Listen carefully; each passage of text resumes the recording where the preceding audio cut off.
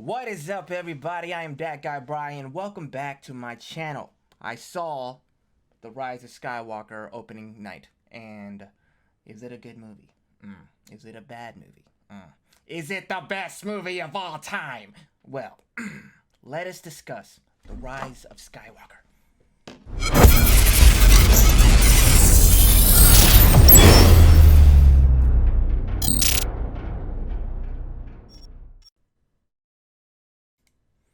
Now, is Rise of Skywalker a good movie? Well, that depends on what you consider entertaining. If you like nonstop action, flashy lights, flashy fights, and then yeah, you may enjoy this movie. But if you're a person such as myself who enjoys a well-written story, uh, character development, good pacing, then you may want to pass because this movie is filled with issues that will ultimately leave you scratching your head and wondering what was the point of this trilogy other than then to kill the and murder the spirit of the original characters and to make money, because there was no point. It didn't further the Star Wars universe at all. It was a straight copy pasta from the original movie. I would like to make it clear that I am not a Star Wars fanboy. I am what they call a normie. I haven't seen every show or read every book or comic that's Star Wars related. I don't buy any Star Wars product other than video games and movies, and I'm looking at this movie through the lens of someone who enjoys well-written movies, and The Rise of Skywalker is simply not one of them. All right, so let's begin Alright, so I made a list of things that I think is wrong with this movie, and so let's begin. First, I hate coincidences. I hate plot devices. I hate a contrived plot line where they introduce an item or a person that they need to further the story along, and then they completely disappear. And this movie, from start to finish, is what the Rise of Skywalker is. Beginning of the movie, it starts off with Kylo simply looking for an item that will help him find Palpatine, and he does. I'm like, okay, it's the beginning of the movie. This could be the end, right? Wrong! Now, Kylo has to search for Rey. It's a big galaxy. Where could she possibly be? Where are you going to look, Kylo? You got a lot of planets she could be hiding on, or she could be hiding behind an asteroid. She could be next door hiding in a stormtrooper outfit. You don't know. Where could she possibly be? I hope she doesn't have a random interaction with a space alien that will give her a necklace that will reveal her location to you when you do your force telepathy thingy that will teleport that said item to you, where you will know where she is. That would be highly convenient. By the way, it happens. So Rey is on a planet. They're looking for her device, and she has this random interaction with the space alien, and she pretty much goes like, "Hey, little space alien, are you going to give me that said necklace that will reveal my location about 5 seconds later?" And the alien's like, yeah. Yeah. That's exactly what happens, because sure enough, Kylo does his little force thing. He has a new technique where he can teleport items to to him, and they figure out where she is. Wow. Very awesome writing. Awesome freaking writing. So, Reylo is also looking for a device that will help her, called a Wayfinder, that will, help her find a way to a world, the Sith homeworld, I suppose. I don't freaking know. I don't know, just know that they're looking for a device that will help her find the way. So after an epic chase scene, they all crash and they all fly into the air, where they just happened to land in the spaceport, in the middle of the freaking desert, man. There's nothing around. They just happened to, all of them, land in a small puddle in the middle of freaking nowhere, space quicksand, and they find and discover that it leads to an underground cave, and mere seconds later, they find that said device that Luke and Lando couldn't find for 30 years. Wow, what luck. Much fate. Is it destiny? Is it the Force? I don't know. Or is it just badly freaking written? I don't know. It's up to you to decide. You can say, oh, that's a freaking plot hole. Good thing we have a freaking Force to slap right on it. That'll freaking cover it up. But does it end there? No, sir, it doesn't. It continues on for the rest of the freaking movie. At one point, Poe needs to get to the Star Destroyer, but they need somehow to get close or they'll get shot out of the sky. Man, I hope he knows somebody close by that has a device that will cloak his ship and is willing to give it to him because they may or may not have a romantic relationship. Does it matter? Who knows, because she disappears after. So, yay, Lady Luck and Captain Convenience strikes again. Good writing, people. And it just continues on. At one point, Finn needs to follow Rey to the ship on water, and she took a boat. And he's like, damn, I need to chase after Rey. And then in the back there's somebody, hey, Finn, there's another boat. I'm fucking laughing at this point. It is so bad. It is so bad. I hate coincidences in the movie. I hate plot devices when they do it poorly, and this entire movie does it very, very poorly. If I can make fun of it, I will so easily like that from start to finish, then it's a bad movie to me. That's just how it is. It's ridiculous, absolutely freaking ridiculous. So that's what I hate. So I hate that, and I don't know why I'm so passionate about this. I don't care, but maybe it's because I read the comments and everybody's saying it's a good movie. I'm like, no, it isn't. It's not a good movie. Were you watching the same movie that I was watching? Because it's not a good movie. It has a lot of action, yeah, but story-wise, it's a freaking horrific movie. Badly written, poorly written, entire trilogy, all of it, start to finish. The Force Awakens was decent. It was a good setup, and then The Last Jedi, of course, naturally destroyed it, and then The Rise of Skywalker tries to fix the Last Jedi, and now it's just badly written. This is a good case of poorly managed, poor planning movie, and that's what happens, man. That's what happens when you sell your creation to a big corporation like Disney. You can't trust them. You really can't trust them. Note to anybody who has created a universe, anything, be very wary when you sell off your creation because this will happen. They will just pervert it. It's atrocious what they did to many of the characters, and maybe it's not that bad. I guess it's not that bad. I'm not gonna say it's that bad, but overall as a movie, it's not good. Let's continue on. All right, copy pasta. There's a lot of copy pasta in copy and paste from the original trilogies. I picked up on it. I'm sure anybody who's ever seen the original trilogies has too. And there was a big reveal at the end, and reveals that Palpatine is Rey's grandpa.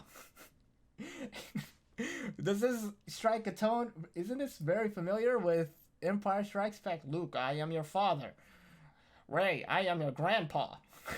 Just like, wow, much shock. It's not gonna have the same freaking effect. It's horrific. I hate that. It's tired. And I noticed during the lightsaber, the last fight between Kylo and Ren, and during that fight scene, it reminded me of Anakin versus Obi-Wan, but with water. And I guess that's fitting because that's what the entire sequel trilogy is, a watered-down version of the previous movies. Because I watched this entire series, and I'm like, that's copy and pasted. That's copy and pasted, and it just goes on. There's a long list of it, and I don't understand how anybody could like the sequel trilogy. It's, if anything, I think it needs to be retconned. It needs to be removed and not considered part. It shouldn't be considered canon at all. All right, so number 3, the Goku trope. Now, it's what I call the Goku trope. Is if anybody's ever watched Dragon Ball Z, you will know what I'm talking about. And it's when it's when the writer or the writers, when they continue to expand the story by going above and beyond the limits and laws of that universe, that it becomes utterly ridiculous and unbelievable.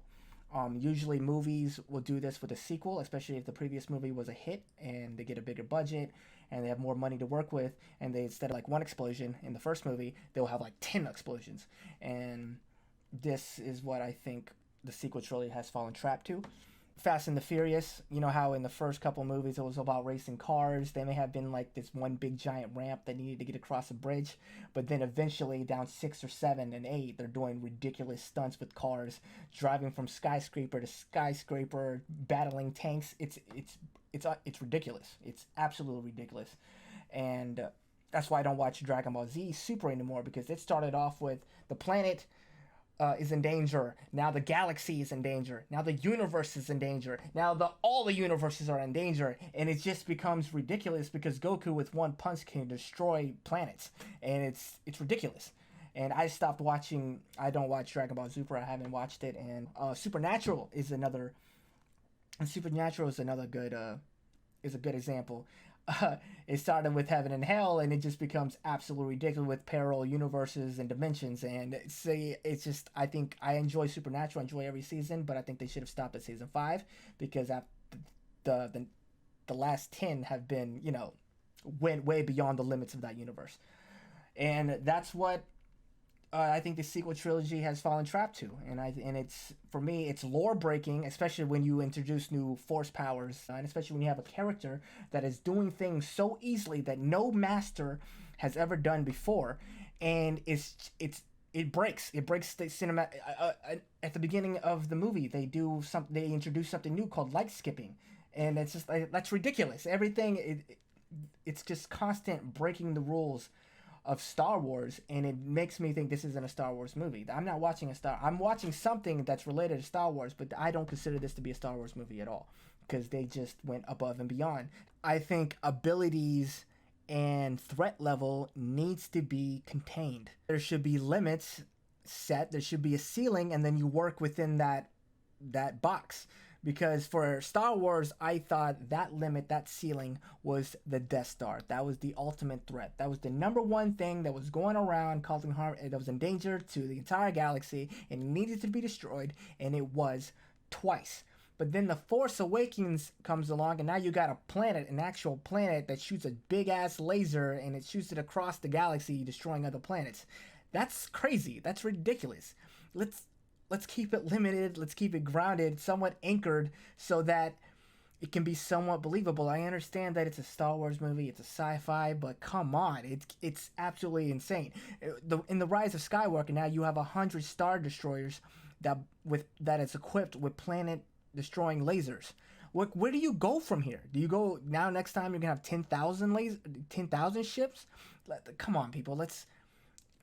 Limits need to be established, and then you work within that box. Otherwise, it gets crazy and absurd. Believe it or not, you can create a good movie without having this ultimate freaking threat every single time, without raising the stakes every single freaking time.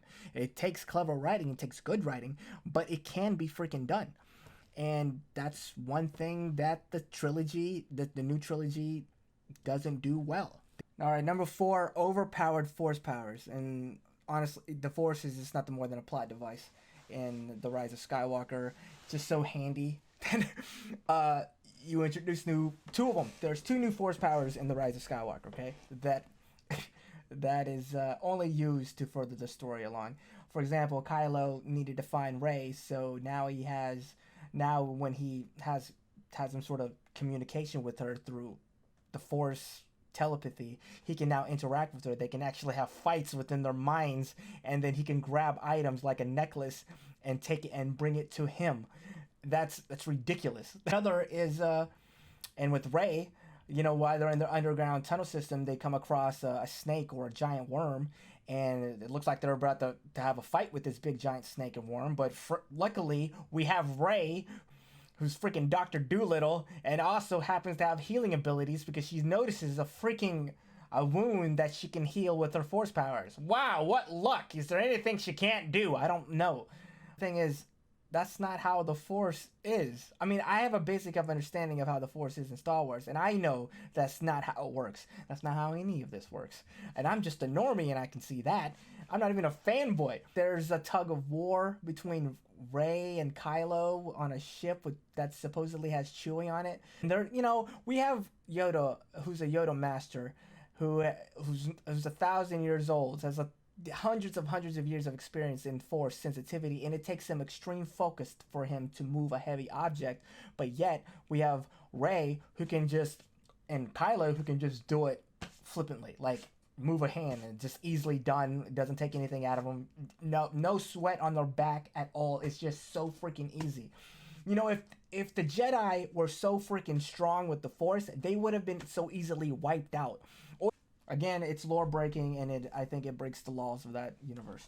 Let's see, what number am I on? All right, lack of, I guess, number 5.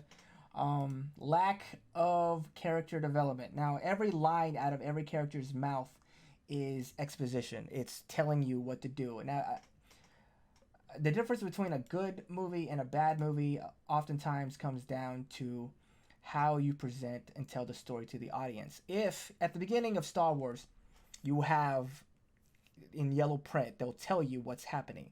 That it's become a staple of Star Wars, so you expect it. But when then you introduce characters and then they start telling you instead of showing you of what's happening, that makes it a bad movie. Simply because there's no time, there's no room for character development. There's no room for the characters to get to know another, to know their struggles and problems, and to really connect and have chemistry with them, and to grow as a character. When they're always telling each other when they're always telling you, the audience, on what they're about to do. We need to do this. I'm going to do this. We're doing this. We're going there. We're here. Where are we? I don't know. And it's throughout the entire movie. That's what it is. Every line in the dialogue is an exposition, and that hurts character development. And on top of that, well, Finn, like, what was the point of Finn? He did nothing in this movie, and I was looking forward to him because I like his background of him being a former stormtrooper that had a change of heart, but then they did nothing with him. All he did throughout this entire movie was scream, "Rey! Poe! Chewie!" That's all he did. That was his notable moments throughout the entire movie. Chasing after Rey, screaming Rey. He has a good screaming voice. I'll admit that. But at the same time, what was the point of his character? He didn't have to be in this movie. Rose didn't have to be in this movie. Actually, none of them didn't. Chewie didn't have to be in this movie. No, it's just another sign of a badly written movie. And it's just, they even have, he's supposed to tell Rey something, and he mentions it, and he never tells her. So they're okay. All right, good job, people who wrote this movie. I think what they did to Leia was, I mean, I understand that she passed away, but honestly, every character, from Luke Skywalker, Leia, and who else is it? Luke Skywalker, Leia, and Han Solo, they all died. All had pretty lame deaths. And for someone who grew up on Star Wars, or for someone who's watched the original and for 20 years and so, it was kind of weak. They had weak deaths. It's like, okay, just that's how these legends, these myths in this universe die in this world. Okay, all right, I guess. All right, I would imagine fanboys would lose their minds over these deaths. They're just badly done. There's no epic moments at all. They just Leia dies yet again by overdosing on the Force. So yay. No, I mean, not yay, but still, it's just. Anyway, badly written, lack of character development, lack of villains. The idea, I don't know whose idea it was to bring back Palpatine, but that was a horrific idea. It pretty much negates the entire originally movies 1 through 6. There was no point. And if I was writing this, if I were to bring back Palpatine, I would bring back a clone of him, and it would be a child, like maybe 7 or 8, and then you have that moral dilemma. Do you kill Hitler, or do you try to raise him to be a good person? That would be the only freaking logical reason that I would ever try to bring Palpatine back, is through that method. And they just negated the first movies 1 through 6. And in this trilogy, there isn't really any notable villains. They try to make Kylo Ren to be a villain, but you can't really take him seriously. He just comes off as a spoiled rich kid who didn't get his way, so now he's lashing out the world and getting super freaking mad because he got one too many participation trophies or whatever. He could never win at anything. He didn't win a single fight. He got lucky with the whole Snoke's things. I mean, he did kill Snoke's, but for the most part, he's got his ass beat from beginning to end of this trilogy. He didn't get anything right. He was only there to heal, to force heal, or to force rejuvenate Rey back. That was it. That was his intended purpose. He was not a real villain at all in this movie. He was laughable, especially when he shows up with his helmet with little red lines at the cracks where it was broken. It was that was funny to me. It reminded me from the guy from Spaceballs. He was more of a threat than freaking Kylo Ren over here, and he was the supreme commander of the First Order. It's ridiculous. What else? So they killed off Snoke, so they so much for him for being a real menacing threat. So what they had to do? They had to bring back Palpatine, which of course negated the first 6 movies. And they overcompensated from the lack of villains by bringing back Palpatine and 100 Star Destroyers with planet destroying capabilities. That's what they did. That was the villain, and they were easily destroyed. Like it would, if I guess suppose if there was more time, if there was more movies, you could fully flesh out the story. But for the most part, there's no villains. There really isn't much of a villain in either of the 3 movies. Kylo Ren was a joke.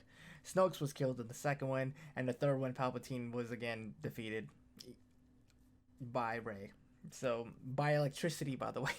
He's just like, you know, it's funny how when he's like getting it, yeah, electrocuting Rey, and then he's getting electrocuted. He's like, why am I being electrocuted? It's like, turn that shit off. What are you doing? Just turn it off. You have the power. Oh, well, you can just simply just move your hand away. Just like, but he continues until he evaporates. That's the villains in this new trilogy is a total joke. This again, a movie. This movie is ridiculous. Okay, so yeah, that's pretty much it. I mean, number 1, coincidences and plot devices. Number 2, copy pasta. Number 3, Goku, the Goku trope. Number 4, breaking universal cinematic law of that movie, lore breaking things. Number 5, overpowered force powers. Number 6, lack of character development. Number 7, lack of villains.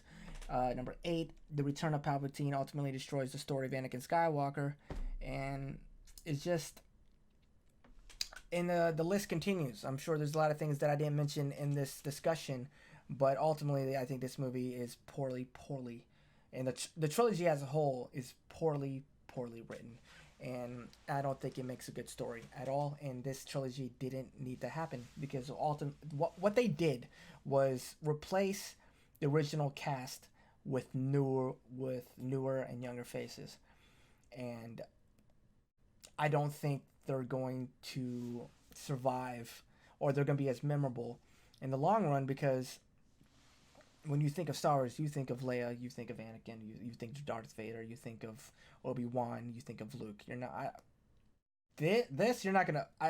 Maybe I'm wrong. Maybe the young kids who watch it will think of Poe, will think of Rey and everything, but I don't, because it's just ultimately a bad movie. Finally, I don't understand why this last movie was called The Rise of Skywalker. All the Skywalkers are dead or die, and so it's but Rey pretty much takes the name of Skywalker, so it's pretty much the identity theft of Skywalker. Hopefully, she may or may not destroy their credit. I don't know. Score 400. Well, Rey is perfect, so she probably has a perfect score of 850. We all know how Rey is. She can't do no wrong. She's absolutely perfect. She can't be stopped. She will overcome any and all adversities because she has no insecurities or any sort of character flaws whatsoever. So yeah, it's Star Wars, the identity theft of Skywalker. Yay. Alright, so that wraps up this discussion. I am Dat Guy Bry. Let me know whether you agree or disagree. Let me know what you think about The Rise of Skywalker in the comments. And until my next discussion, cheers.